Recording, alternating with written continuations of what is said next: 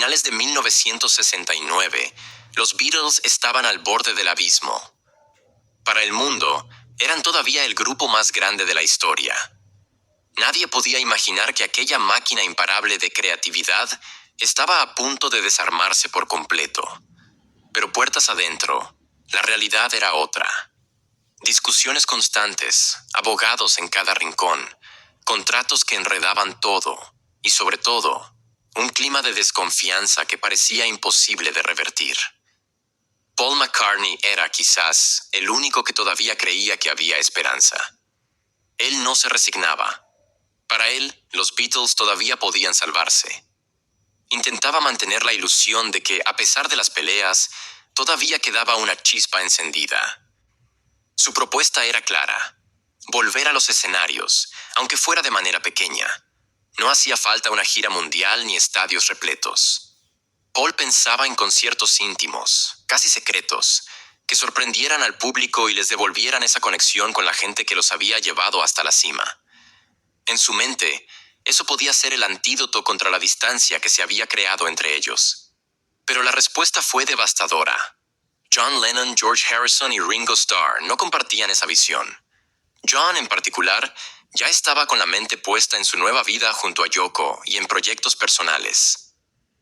George, cansado de estar a la sombra, quería dar rienda suelta a su propia música. Y Ringo, aunque menos confrontativo, tampoco parecía entusiasmado. La reunión clave llegó en septiembre de 1969.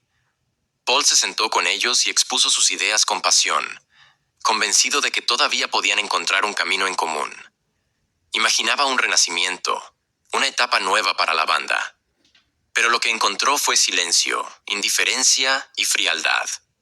Esa reunión fue, en el fondo, un adiós no declarado. Al salir de ahí, Paul lo entendió. Estaba solo contra todos. El motor creativo que siempre había impulsado a los Beatles ahora se quedaba sin dirección. Y lo más doloroso era que no se trataba de talento ni de falta de amor por la música. El problema era mucho más simple y, a la vez, mucho más triste. Los demás ya no querían seguir. Ese descubrimiento lo golpeó con fuerza. El hombre que había vivido sus años más intensos dentro de una hermandad musical ahora se veía aislado, señalado como obstinado, como el que no sabía aceptar el final. Para la prensa y para gran parte del público, pronto sería el culpable de la ruptura. Pero la realidad era otra. Paul solo quería mantener con vida a los Beatles, mientras los demás habían decidido soltarlos. Herido y sin rumbo, se refugió en su granja en Escocia junto a Linda. Allí, en medio del campo, intentó recomponer su vida. Mientras afuera lo acusaban de haber destruido a los Beatles, él luchaba por superar la depresión, el vacío y la soledad.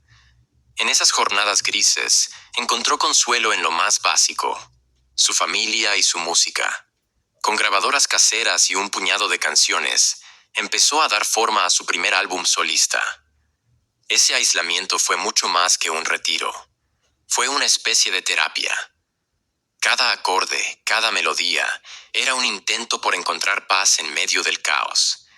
En silencio, Paul estaba aprendiendo a reconstruirse desde cero, mientras lidiaba con la sensación de haber perdido no solo a una banda, sino a una familia. Décadas más tarde, él mismo confesó que ese fue uno de los momentos más oscuros de su vida.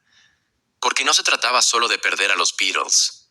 Se trataba de sentir que había sido abandonado por las personas con las que había compartido su juventud, sus sueños y su música. Ese instante, cuando Paul descubrió que estaba solo contra todos, marcó el final de una era, pero también, paradójicamente, el inicio de otra. El comienzo de un hombre que tuvo que levantarse de las ruinas para reinventarse. Y aunque el mundo perdió a los Beatles, Paul McCartney nunca dejó de buscar, a través de su música, esa unión que tanto extrañaba. Una unión que quizás jamás volvería a encontrar, pero que lo empujó a seguir creando como si la magia aún pudiera renacer.